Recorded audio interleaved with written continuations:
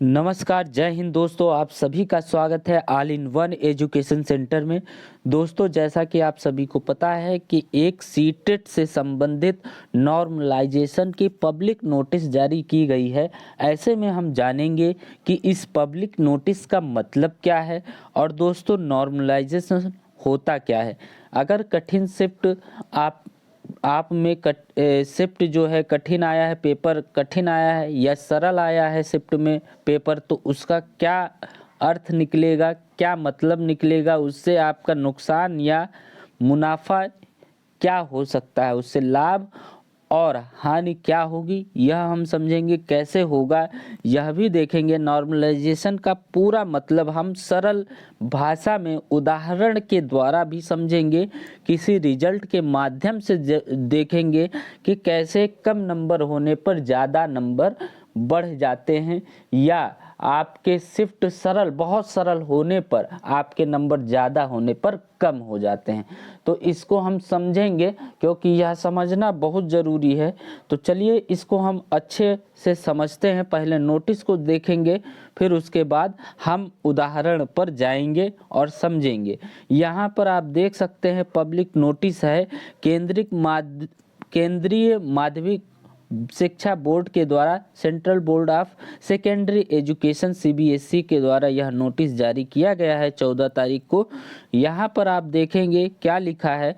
The 15th central teacher eligibility test will be conduct as computer based online exam during 16 December 2021 to 13 January 2022।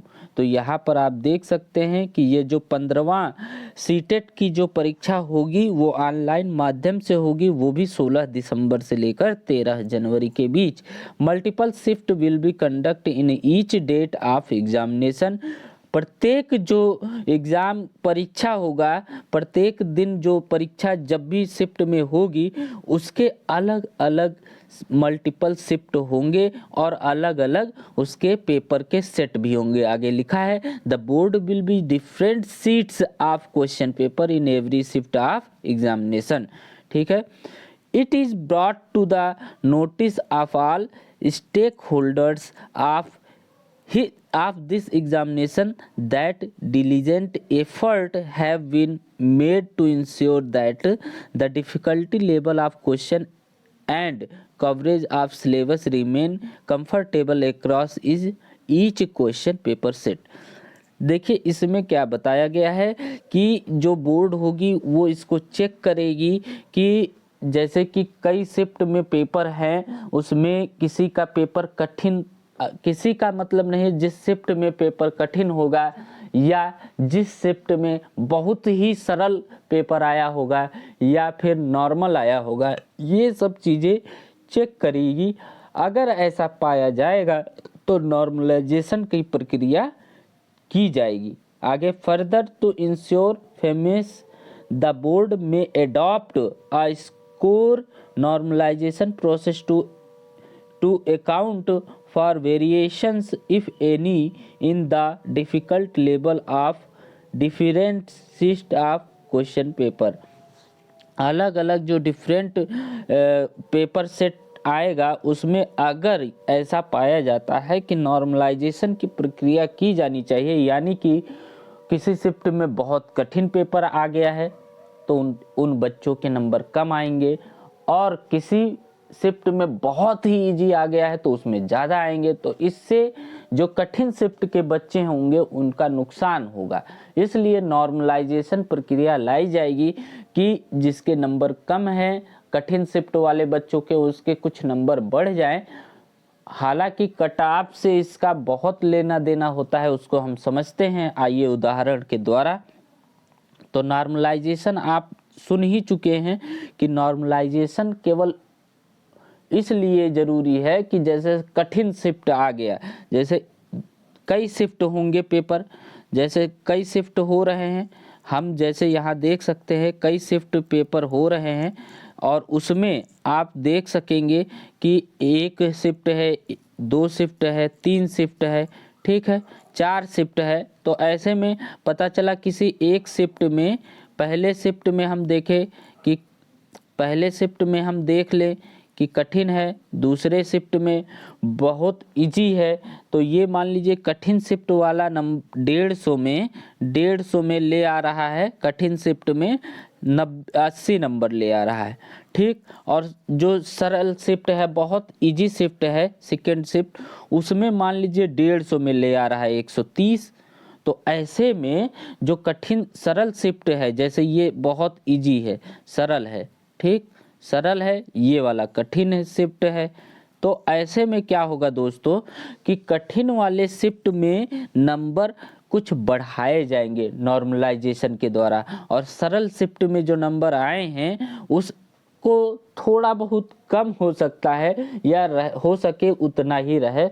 ये कैसे निकलता है कि कठिन कैसे है और किसका सरल शिफ्ट है? तो वो बोर्ड की एक प्रक्रिया होती है, वो फार्मूला एक लगाते हैं जिसके जरिए वो देखते हैं कि इस शिफ्ट में कठिन था या फिर इजी था। तो कैसे वो होता है? तो जैसे एक शिफ्ट है, कोई एक शिफ्ट है, उसमें कई छात्र हैं, हो सकता है कई हजार छात्र दिए हों उस दिन पेपर। सीटेट की परीक्षा पूरे भारत में होती है, तो हो सकता है लाखों में भी आंकड़ा चला जाए। तो ऐसे में 0.1% हाई वाले बच्चे, यानी जिनका मेरिट देखते हैं नॉर्मली जितना उस शिफ्ट में कि 0.1% बच्चे टॉप वाले ले लेते हैं, और 0.1% लो वाले ले लेते हैं। फिर उनका एवरेज निकालते हैं, एवरेज के जरिए देखते हैं कि कठिन है या सरल है, और फिर उसके द्वारा एवरेज के माध्यम से जो सरल वाले शिफ्ट है उसको और इसको लेवल बराबर करने के लिए नॉर्मलाइजेशन की प्रक्रिया आरंभ करते हैं। जैसे 130 इनका है, इनका 80 है, तो इनको इनके बराबर आने के लिए क्या किया जाएगा, इसमें कुछ नंबर बढ़ा दिए जाएंगे और इसमें क्या होगा, कुछ नंबर घटा दिए जाएंगे। जैसे इनको लाभ मिल जाएगा क्योंकि कठिन शिफ्ट था और सरल शिफ्ट था, उनको नुकसान हो सकता है।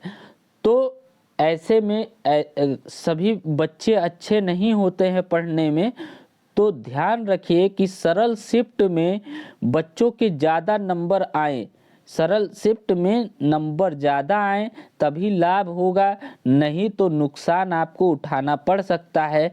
मान लीजिए कट ऑफ आप जानते हैं 82 हो या फिर 90 हो, ठीक। तो आप अगर सरल शिफ्ट में हैं, सरल शिफ्ट में हैं, सरल शिफ्ट में हैं और आपके नंबर आ गए हैं 85 या फिर 90, तो आप फेल हो सकते हैं। तो आप क्या हो सकते हैं, फेल हो सकते हैं। इसलिए हमेशा ध्यान रखिए कि 100 से कम नंबर किसी के ना आने पाए, वो चाहे किसी कैटेगरी के हों। 150 में 100 से नंबर आपको कम नहीं लाने हैं, क्योंकि अगर नॉर्मलाइजेशन में ऐसा फंस गया कि आपके नंबर है 85, ठीक है, और आपका बहुत ही इजी रहा हो शिफ्ट, आपका पेपर बहुत इजी रहा हो, लेकिन आप कमज़ोर हैं और आपके नंबर कम आए हैं, 85 आए हैं, तब ऐसे कंडीशन में आप फेल हो सकते हैं, आप फेल हो सकते हैं। डरा नहीं रहा हूँ, समझा रहा हूँ, क्योंकि अभी आपके पास बहुत समय है, इसलिए आप बहुत अच्छे से समझ लें चीज़ों को। ऑनलाइन माध्यम से पढ़ें, नोट्स से ज़्यादा ना पढ़ें, केवल समझें। यूट्यूब पर बहुत चैनल हैं, उन पर आप देख के समझें, केवल सुने और अच्छे से समझ दें। जो 1 महीना या जो 10, 15, 5 दिन हैं आपके पास, वो बहुत आपके लिए महत्वपूर्ण है। बाबू सोना इन सब चीज़ों से थोड़ा सा अलग हट करके अपने लिए कुछ करें, ताकि आप परिवार के लिए कुछ कर सकेंगे। ये जो मौका आया है यह आपको जल्द अब नहीं मिलने वाला है, और बहुत ही गंभीर परिस्थितियां हो चुकी हैं। इसलिए ये चीज़ें ज़रूरी हैं कि आप अच्छे से एवरेज मार्क्स ज़रूर लाएं, 100 से कम ना लाएं।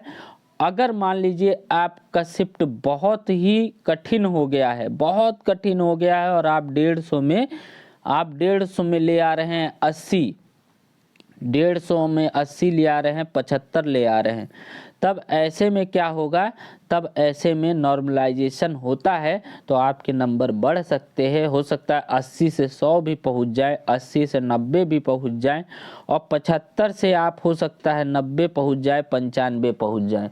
ठीक है, तो ऐसे में आप क्या हो सकते हैं, पास हो सकते हैं। लेकिन कठिन होगा शिफ्ट तभी, तो ऐसे होता है नॉर्मलाइजेशन की प्रक्रिया।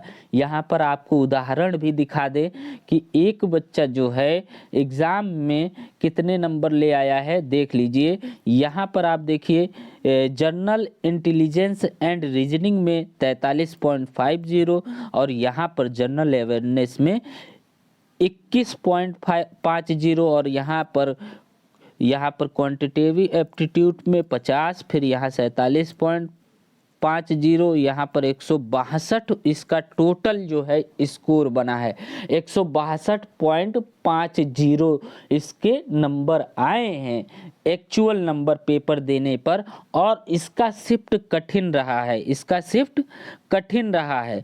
तो इसके नंबर यहाँ आप देख सकते हैं कि यहाँ पर इसके नंबर क्या हुए हैं, बढ़ गए हैं। 162 से कितना हो गया, 207.80 नंबर हो गए हैं फाइनल स्कोर नॉर्मलाइजेशन के कारण से। तो देखिए दोस्तों, शिफ्ट बहुत कठिन हुआ है, तब ही आपका नंबर बढ़ेगा। नहीं तो आप पता चला कि कट ऑफ से आप नंबर कम ले आ रहे हैं, तब आपके क्या हो जाएंगे, तब आप फेल हो जाएंगे, तब आपका नुकसान हो जाएगा। और बहुत कठिन आपका पेपर आया है, तो आपके मान लीजिए नंबर कम भी है कट ऑफ से, 2 4 10 नंबर कम, तो आप पास भी हो सकते हैं। और सरल पेपर में आपके नंबर जो है ज़्यादा आए हैं, कट ऑफ से थोड़ा ही ज़्यादा आए हैं, तो आप फेल हो सकते हैं। आपको कट ऑफ से 10-15 नंबर ज़्यादा ही लाना है, 10 नंबर कट ऑफ से ज़्यादा लाना है। इतना आप बना के चलिए, इतना एवरेज लेकर चलिए, इतनी तैयारी करके चलिए कि आपका कट ऑफ से 10 नंबर ज़्यादा ही आए, क्योंकि नॉर्मलाइजेशन में आप फंसने ना पाएँ। हो सकता है कि एवरेज कम रहा हो, तो हो सकता है आपके नंबर ना घटे सरल पेपर वाले में। तो ये ध्यान रखिए कि आपको कट ऑफ से बस 10 से 15 नंबर एक्स्ट्रा ही लाना है, यानी कि 100 से कम नहीं लाना है। इतना आप स्कोर बना के चलिए। चलिए दोस्तों, और कोई जानकारी आपको जाननी होगी तो तुरंत कमेंट करिएगा, और कमेंट ज़रूर करिए ताकि चीज़ें पता चले कि कहीं आपको कोई दिक्कत हो तो और चीज़ें बताई जा सके। तो इस वीडियो में इतना ही। जय हिंद, जय भारत।